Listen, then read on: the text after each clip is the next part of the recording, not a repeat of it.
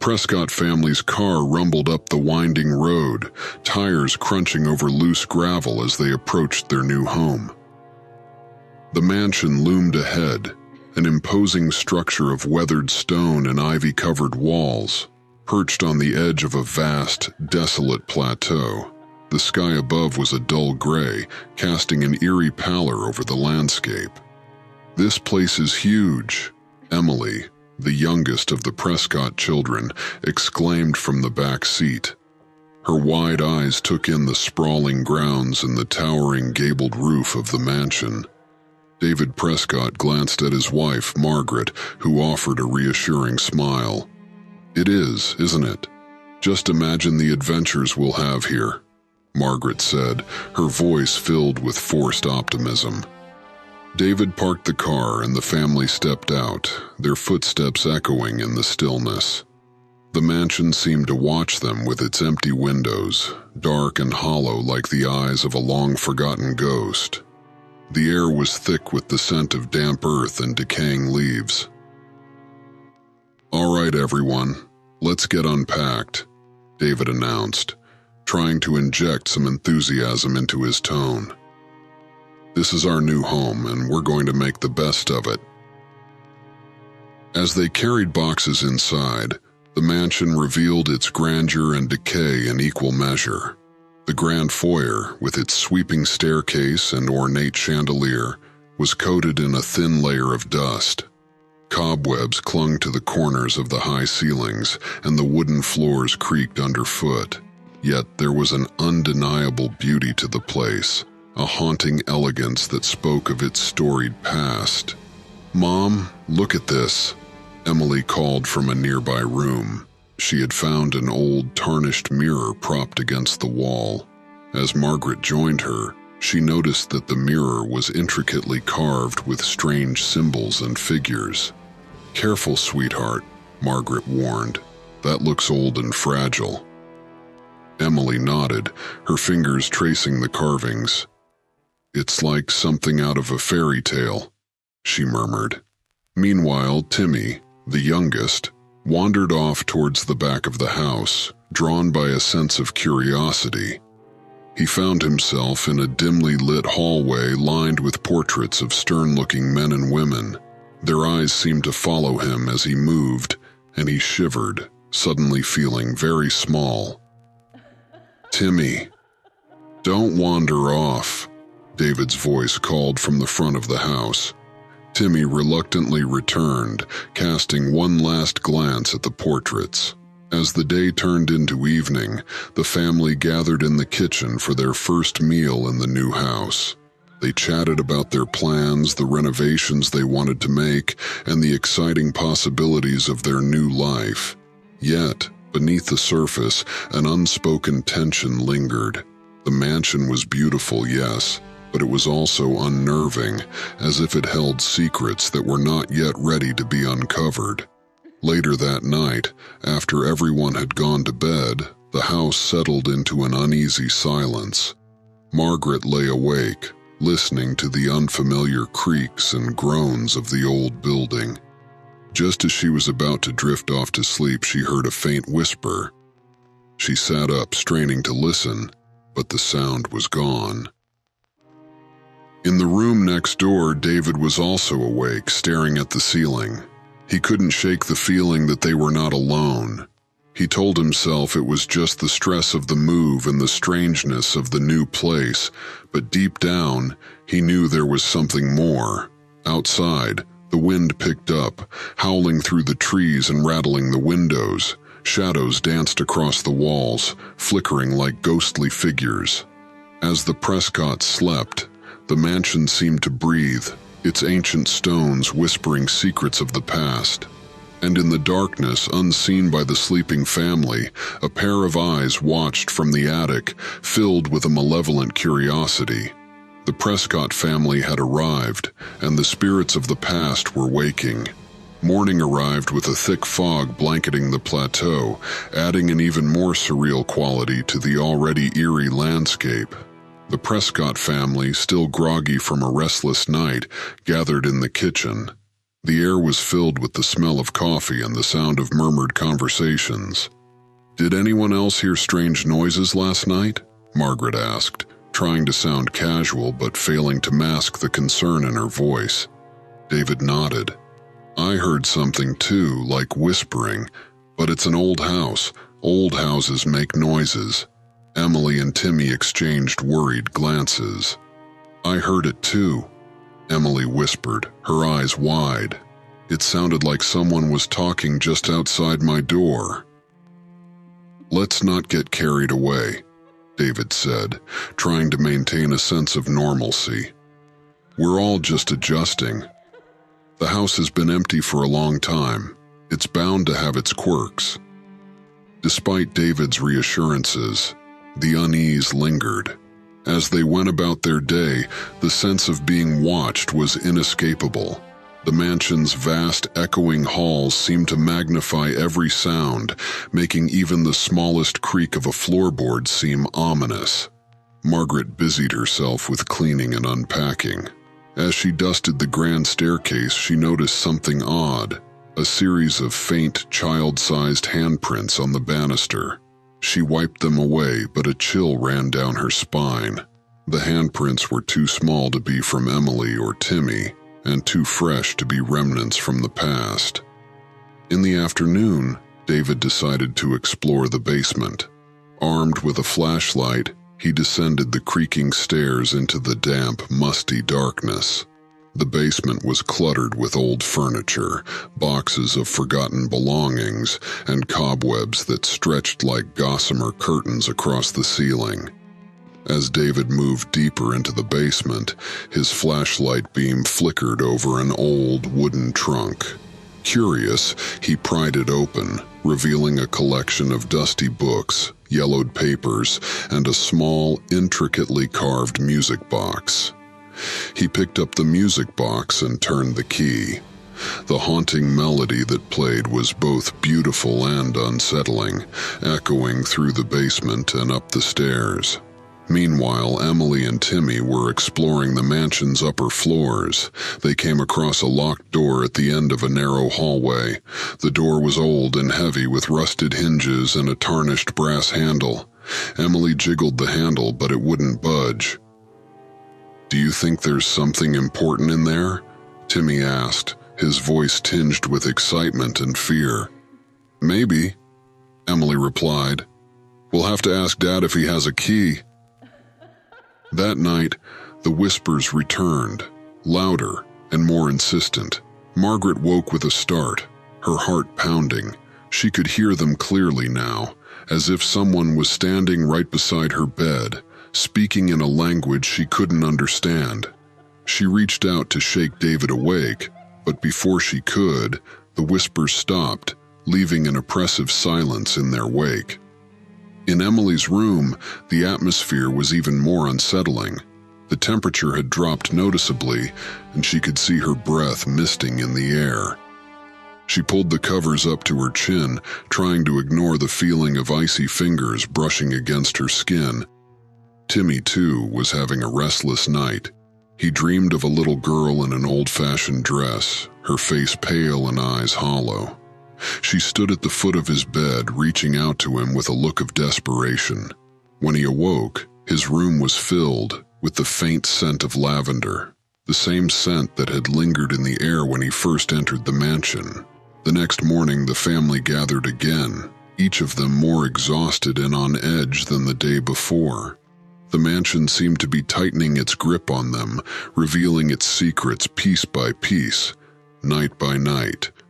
"There's definitely something wrong here," Margaret said, her voice trembling.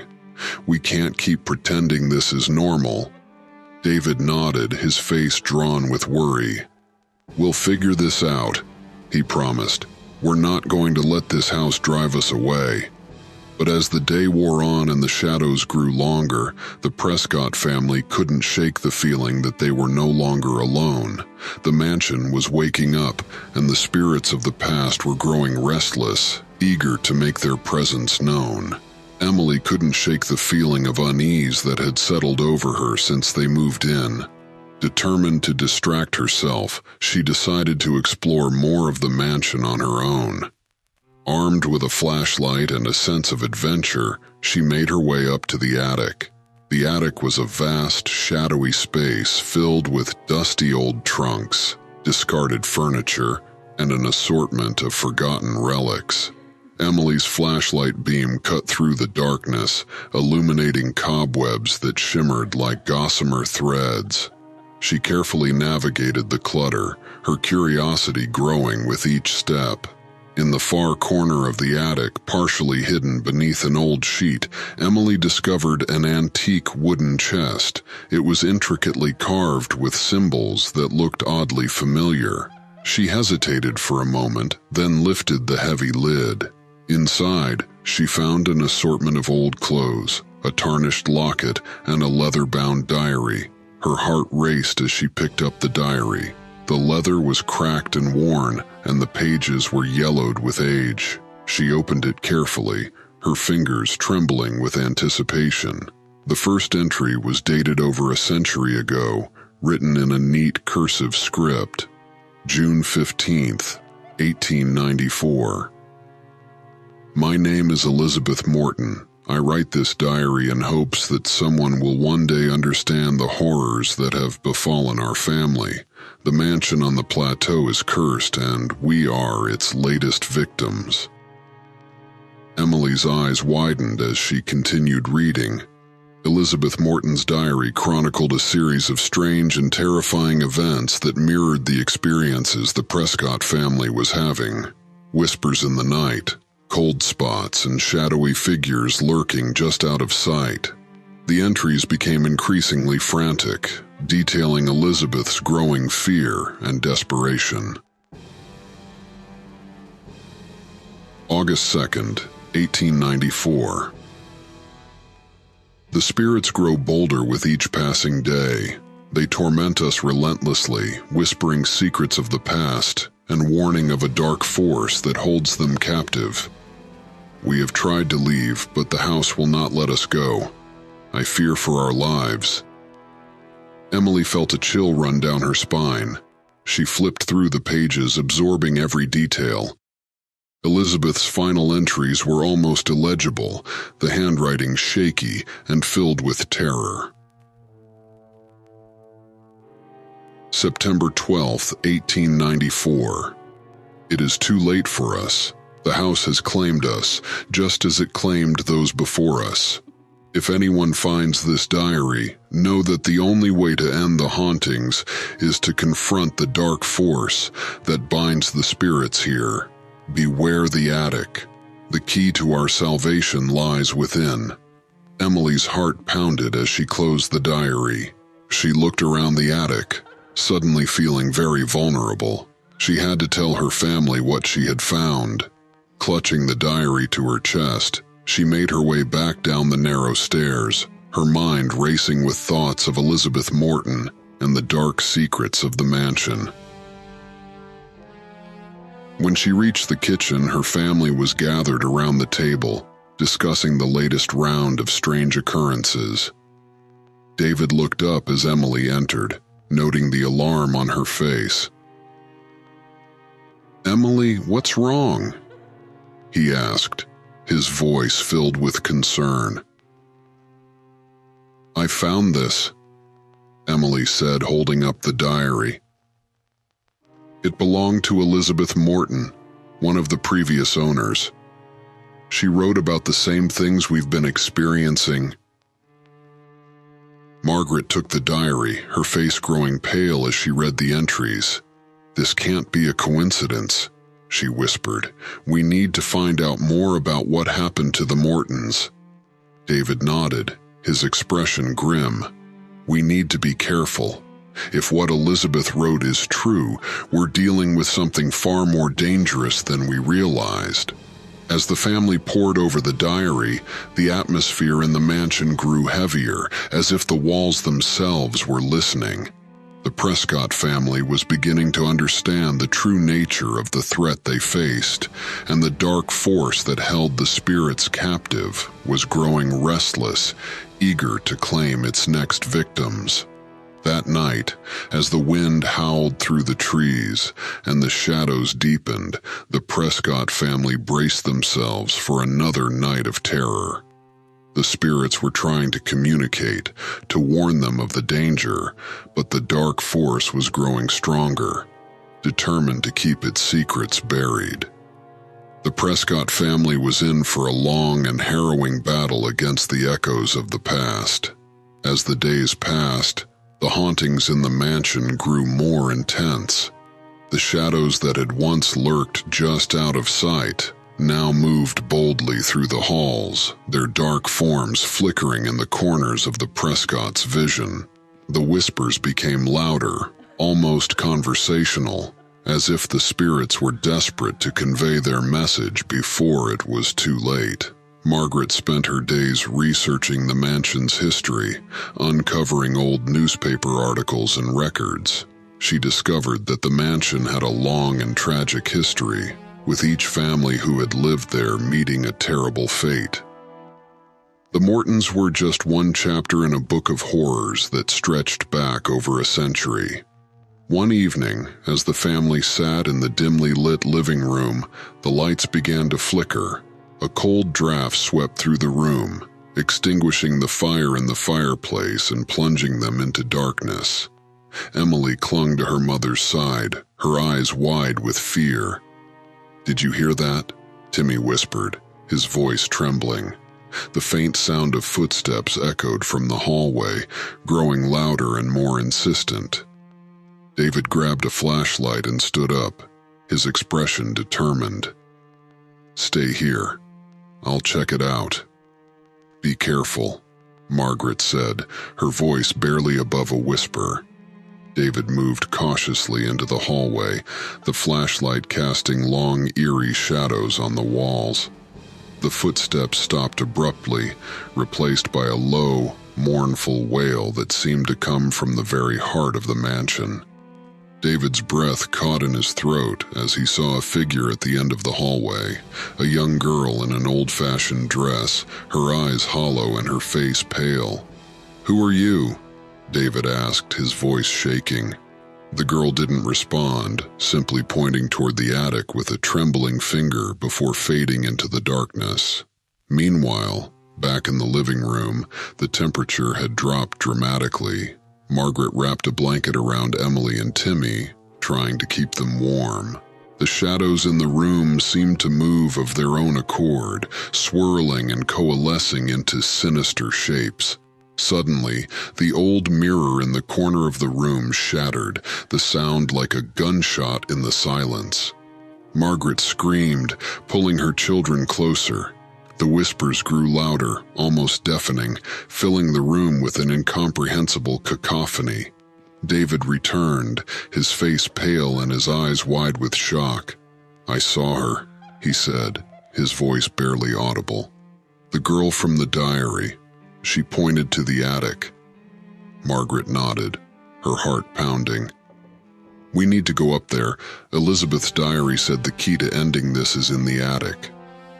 The family gathered their courage and made their way up the narrow staircase to the attic. The air grew colder with each step, and the shadows seemed to press in on them, suffocating and oppressive. When they reached the attic, they found it transformed.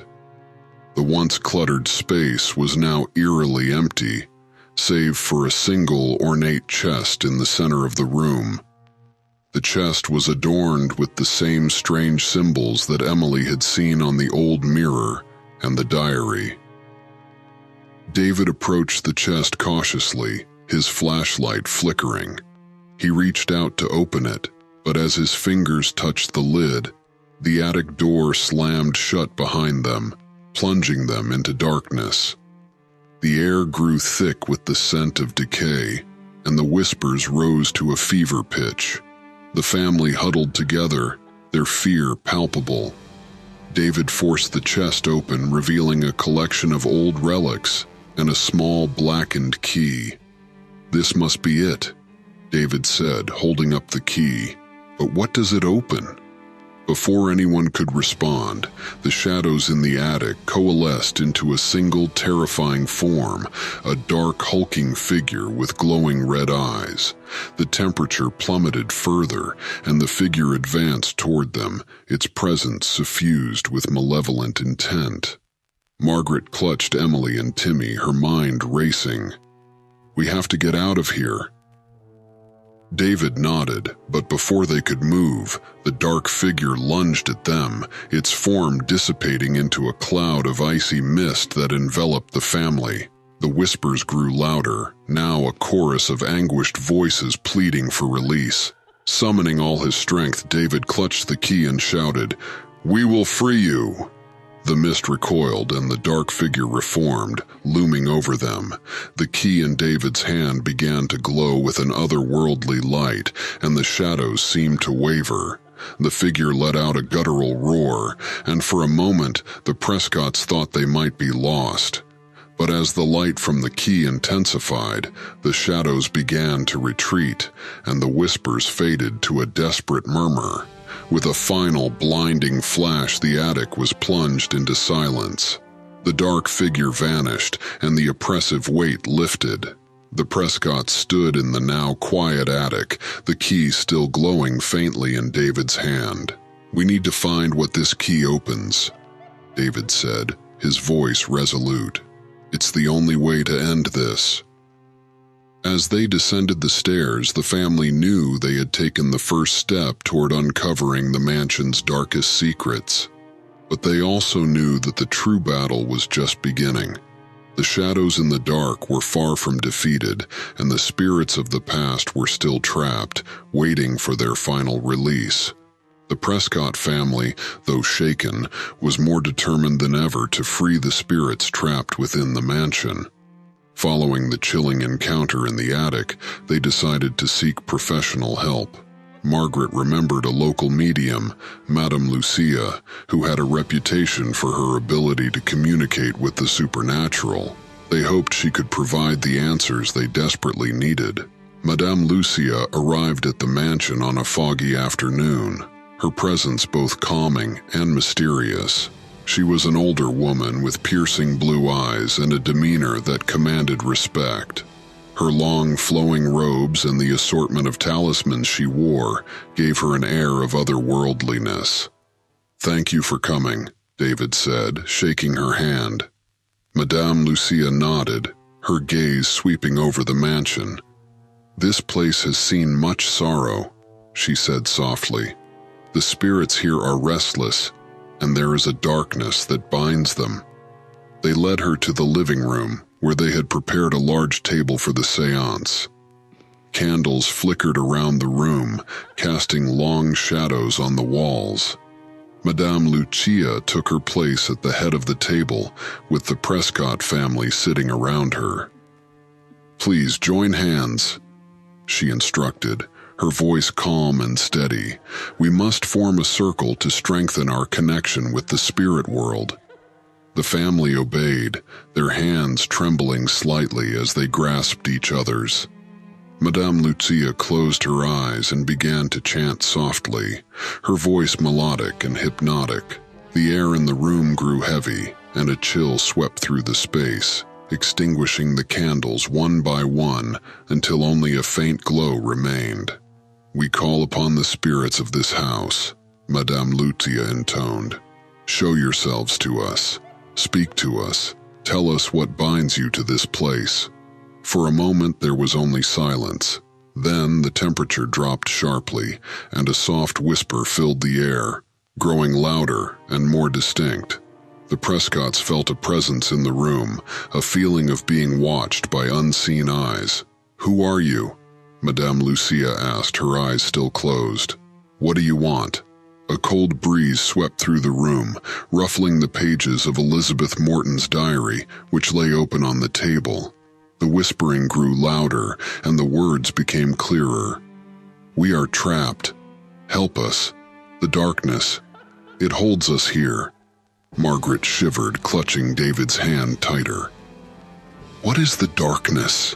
she asked, her voice barely audible. "The darkness. The cursed object." It binds us. Find it. Destroy it." Madame Lucia's eyes snapped open, glowing with an ethereal light. "The spirits are bound by a cursed object hidden within this house," she said, her voice echoing strangely. "You must find it and destroy it to free them." The room grew colder still, and the shadows on the walls seemed to move of their own accord. The Prescotts could feel the spirits' desperation, their longing for release. Suddenly the candles flared back to life, and a dark, oppressive force seemed to descend upon the room. Madame Lucia's face contorted with effort as she fought against the darkness. "Show yourselves," she commanded. "Reveal the source of your torment." The room erupted in chaos. The table shook violently, and the walls seemed to pulse with a malevolent energy. A shadowy figure materialized in the center of the circle, its form shifting and writhing as if composed of pure darkness. Its eyes glowed with a sinister red light, and it spoke in a voice that was both many and one. "You cannot defeat me," it hissed. "I am eternal. This house is mine." The Prescott family recoiled in terror, but Madame Lucia remained resolute. "We will free these spirits," she declared, her voice unwavering. "Your reign of terror ends now." With a final powerful chant, she reached out her hand, and the glow from the key in David's pocket intensified. The shadowy figure writhed in agony, its form dissolving into a swirling mist that was sucked into the key. The oppressive weight lifted, and the room fell silent. Madame Lucia slumped in her chair, exhausted but triumphant. "The key," she said, her voice weak. "It holds the darkness for now. You must find the cursed object and destroy it to end this once and for all." David nodded, his face set with determination. "We will," he promised. "We'll free these spirits and put an end to this curse." As Madame Lucia left the mansion, the Prescott family knew their task was far from over. The seance had revealed the true nature of the darkness they faced, but it had also given them hope. They now had a path forward, a way to confront the evil that held the spirits captive. The battle was far from won, but they were no longer fighting blind. That night, as the family huddled together for warmth and comfort, they couldn't shake the feeling that the darkest part of their journey still lay ahead. The shadows in the mansion seemed to whisper a warning, a reminder that the true test was yet to come. But for now, they had a glimmer of hope, and that was enough to keep them moving forward. The air in the mansion felt heavier the following day. Though the seance had given the Prescott family direction, it also seemed to have stirred the darkness within the house. Timmy, usually so full of energy, was unusually quiet. He stayed close to his parents, his eyes wide and distant, as if he were seeing things no one else could. That night, as the family gathered for dinner, Timmy barely touched his food. Margaret reached over and touched his forehead. "You're burning up, sweetheart," she said, her voice filled with concern. "Maybe you should go to bed early." Timmy nodded, his movements slow and deliberate. "I'm just really tired, Mom," he murmured. David carried Timmy up to his room and tucked him into bed. "Get some rest, buddy. We'll figure all this out," he said, trying to sound reassuring. Timmy nodded again, his eyes closing as he drifted off to sleep. But sleep did not bring peace. In the middle of the night, Timmy's screams pierced the silence, jolting the family awake. David and Margaret rushed to his room, finding him thrashing in his bed, his eyes wide open, but unseeing. "Timmy? Wake up!" Margaret cried, shaking him. But he continued to scream, his voice guttural and filled with terror. Emily stood in the doorway, clutching the diary to her chest. "It's happening, just like Elizabeth said," she whispered, tears streaming down her face. He's being possessed. Desperation gripped David as he tried to hold Timmy down. We need to get help, he said, his voice breaking. Margaret nodded, her face pale. We need Madame Lucia. David grabbed the phone and called Madame Lucia, explaining the situation as quickly as he could. Within an hour she arrived, her expression grave. She entered Timmy's room, her presence calm and commanding. The darkness is trying to use him, she said, placing a hand on Timmy's forehead. We must act quickly. She began to chant in a low, melodic voice, her hands moving over Timmy's body as if she were drawing something out of him. Timmy's thrashing slowed and his screams turned to whimpers. The room grew colder, and the shadows seemed to press in closer, watching with malevolent intent. Suddenly, Timmy's eyes snapped open, but they were no longer his. They glowed with an unnatural light, and a voice not his own spoke through his lips. You cannot save him, it hissed. He belongs to us now. Madame Lucia's chant grew louder, more forceful as she fought against the entity within Timmy. The air crackled with energy, and the shadows writhed in agony. With a final, powerful incantation, a dark mist erupted from Timmy's body, swirling above him before dissipating into the air. Timmy collapsed, his eyes closing as he fell into a deep sleep.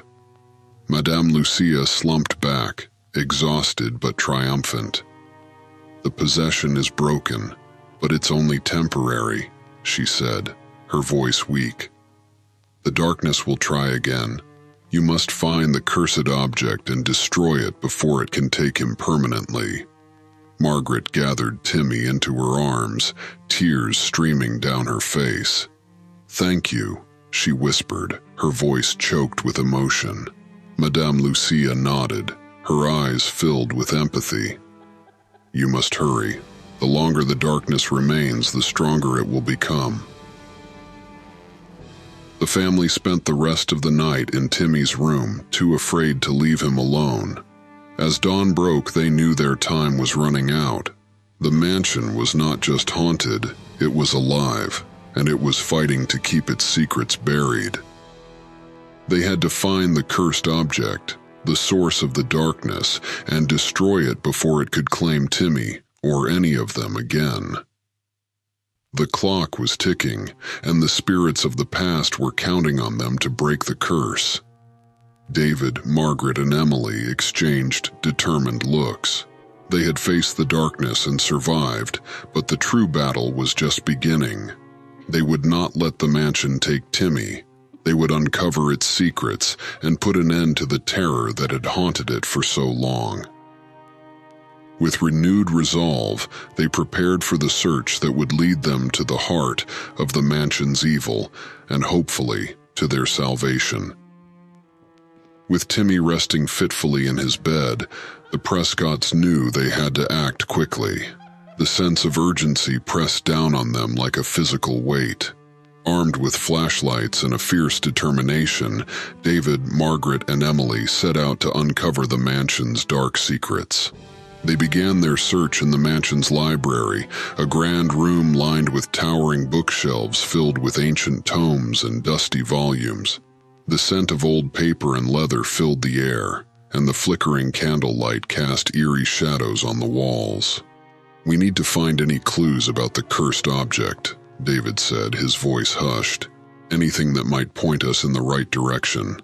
Margaret started sifting through the books while Emily carefully examined the shelves for hidden compartments or secret passages. David moved to the large desk in the center of the room, rifling through drawers filled with yellowed documents and brittle maps. After hours of searching, Emily found a hidden lever behind one of the bookshelves. She pulled it, and with a creak, a section of the wall slid open, revealing a narrow passageway. The air that wafted out was stale and cold, as if it hadn't been disturbed in decades. Look at this, Emily whispered, shining her flashlight into the darkness. The family cautiously entered the passage. which led to a small, hidden chamber. The room was filled with old trunks, strange artifacts, and more books. In the center of the room stood a pedestal, and atop it lay an ornate box covered in intricate carvings. "This must be it," Margaret said, her voice trembling with both fear and hope. "The cursed object." David carefully approached the pedestal, his flashlight revealing the strange symbols etched into the box. "It looks like it's been here for a very long time," he murmured. "But how do we destroy it?" Emily opened Elizabeth Morton's diary, flipping to the last few pages where Elizabeth had written about the cursed object. She mentioned that the object binds the spirits and that breaking the curse requires a powerful ritual. She read aloud. "The ritual must be performed at the stroke of midnight, using the blood of a willing participant and the light of a full moon." David glanced at his watch. "It's almost midnight, and tonight is a full moon. We don't have much time." They hurriedly gathered the necessary items: candles, a knife, and a small bowl. As the clock struck midnight, they began the ritual. Margaret cut her palm and let a few drops of blood fall into the bowl, her face pale but resolute. David lit the candles, and Emily recited the incantation from the diary. The room grew colder, and the shadows seemed to pulse with a dark energy. The box on the pedestal began to vibrate, emitting a low, ominous hum. The candles flickered violently, and the air was filled with an oppressive, suffocating presence. As Emily finished the incantation, the box suddenly burst open, releasing a torrent of dark mist that swirled around the room. The shadows coalesced into a towering figure, its eyes glowing with a sinister red light.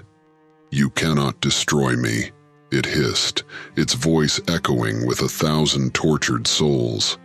"I am eternal. This house and all within it belong to me." David stepped forward, holding the glowing key they had found in the attic. "We will end this," he said, his voice steady. "You will not claim our family." With a final, desperate effort, he plunged the key into the heart of the shadowy figure. The figure let out a terrible scream, its form disintegrating into a swirling vortex of darkness. The ground beneath them shook, and the walls of the hidden chamber seemed to ripple and distort. The darkness was drawn into the key, which glowed brighter and brighter until it was almost blinding. With a final flash of light, the room fell silent. The oppressive weight lifted, and the air felt lighter, cleaner. The box on the pedestal was now nothing more than a pile of ash. The cursed object had been destroyed, and the spirits were finally free. Margaret sank to her knees, tears of relief streaming down her face. "We did it," she whispered. "We actually did it." David wrapped his arms around her, his own eyes wet with tears. "It's over," he said, his voice choked with emotion. "The nightmare is over." Emily looked around the chamber, feeling a sense of peace she hadn't felt since they moved in. The mansion was still old and eerie, but the malevolent presence that had haunted them was gone. As they made their way back to Timmy's room, they found him sleeping peacefully for the first time since the hauntings began. The dark circles under his eyes had faded, and his breathing was steady and calm. The Prescotts knew that while the darkness had been defeated, the mansion would always be a place of mystery and history. But they had reclaimed their home, and with the spirits finally at rest, they could begin to rebuild their lives free from fear. As dawn broke over the plateau, the first rays of sunlight pierced through the fog, illuminating the mansion in a warm, golden light. The nightmare had ended, and a new chapter had begun for the Prescott family. The darkness had been temporarily vanquished, but the Prescott family knew their battle was not over. The ritual had revealed a small respite, but the malevolent force was only contained, not destroyed. The final task was clear: They needed to permanently break the curse that bound the spirits to the mansion. As the morning sun bathed the mansion in a deceptive calm, David, Margaret, and Emily gathered in the kitchen. The key and the remnants of Elizabeth Morton's diary spread out before them. "We need to finish this," David said, his voice filled with determination. "We can't risk the darkness returning." Margaret nodded, her face set with resolve. Elizabeth's diary mentioned that the ritual requires a specific location in the mansion, the heart of the house. "We need to find that place and perform the final ritual." Emily traced her finger over a rough sketch of the mansion's floor plan in the diary. "It looks like the heart of the house is the main hall, right under the chandelier." David agreed. "We should prepare everything we need and perform the ritual tonight. We can't afford to wait any longer." The day was spent gathering the necessary items for the ritual. They needed candles, salt, and sacred herbs, as well as the key, which had become the focal point of their efforts to break the curse. Margaret made a trip to town to get the herbs from a local shop that specialized in mystical supplies, while David and Emily prepared the main hall, cleaning and arranging the space for the ritual. As night fell, a palpable tension filled the mansion. The family was acutely aware that this was their last chance to end the hauntings and free the trapped spirits. They assembled in the main hall, placing the candles in a circle and sprinkling salt along the perimeter to create a protective barrier. David held the key tightly, feeling its warmth pulsate in his hand. "Are we ready?" he asked, looking at Margaret and Emily. Margaret nodded, lighting the candles. "We're ready." Emily opened the diary to the final page, where Elizabeth had described the last part of the ritual. "We need to chant these words together and focus our energy on the key. It will act as a conduit to channel the spirits and break the curse." They joined hands, standing in a circle around the key, which lay on a small pedestal in the center of the hall. The flickering candlelight cast eerie shadows on the walls, and the air was thick with anticipation. "Spiritus liberare, animas resolvere, tenebras exsurgere," they chanted, their voices merging into a rhythmic incantation. The key began to glow, its light growing brighter with each repetition of the chant. The temperature in the room dropped sharply, and a cold wind swirled around them, extinguishing the candles one by one. The shadows on the walls twisted and writhed, forming dark, spectral shapes that seemed to reach out toward the family. "Keep going," Margaret urged, her voice shaking but resolute. "We're almost there." The key's light intensified, becoming almost blinding. The spectral shapes let out a collective wail, a sound filled with pain and desperation. The wind howled through the hall, and the chandelier above them swayed precariously. With a final, powerful chant, the key erupted in a burst of light, and the spectral shapes dissolved into the air.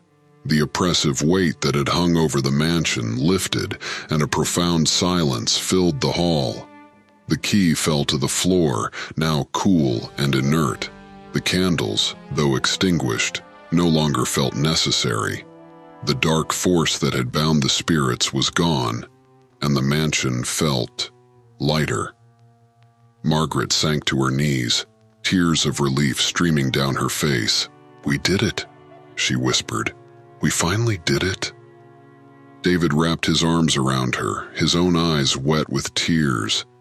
"It's over," he said, his voice filled with emotion. "The nightmare is truly over." Emily looked around the hall, feeling a sense of peace she hadn't known in months. The mansion, once a place of terror, now felt like a home. The spirits were free, and the dark force was vanquished. As the family sat together in the hall, the first rays of dawn began to filter through the windows, bathing the room in a warm, golden light. The Prescott family had faced the darkness and emerged victorious. The mansion on the plateau, once a place of sorrow and tragedy, was now a place of hope and new beginnings. Their ordeal had ended, but the memories would remain. The Prescotts knew they had been changed by their experience, their bond strengthened by the trials they had endured, and as they embraced the new day, they felt a deep sense of gratitude for the life they had reclaimed.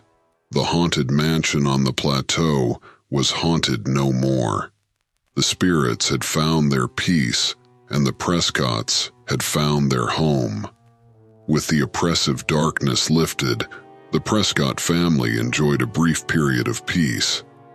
Timmy recovered quickly, his lively spirit returning to fill the mansion with the sounds of a happy child once more. Yet, despite their newfound tranquility, there remained a sense of unfinished business. The mansion still held one final secret, and the Prescotts knew they had to face it to ensure their safety and the mansion's true liberation. Late one evening, as the family gathered in the living room, a cold draft swept through the room, extinguishing the fire in the hearth. David's eyes met Margaret's, both filled with a shared understanding. The darkness might have been vanquished, but its remnants still lingered. "We need to go back to the attic," David said quietly. "There's something up there we haven't found yet, something that needs to be confronted." Margaret nodded, her resolve unwavering. "We need to finish this once and for all." They armed themselves with flashlights, the glowing key, and Elizabeth Morton's diary. As they climbed the narrow stairs to the attic, the air grew colder, and the shadows seemed to pulse with a life of their own.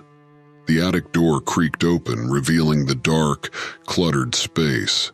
David shone his flashlight around the room, revealing old trunks, dusty furniture, and cobweb-covered relics.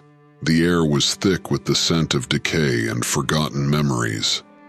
"There," Emily whispered, pointing to a corner of the attic. "I see something." In the far corner, hidden beneath a tattered sheet, lay a large, ornate mirror. The frame was intricately carved with the same symbols that had adorned the cursed box. As David approached, the surface of the mirror rippled, and a figure appeared within it. A dark, shadowy figure with glowing red eyes. "You think you have won," the figure hissed, its voice echoing in the confined space.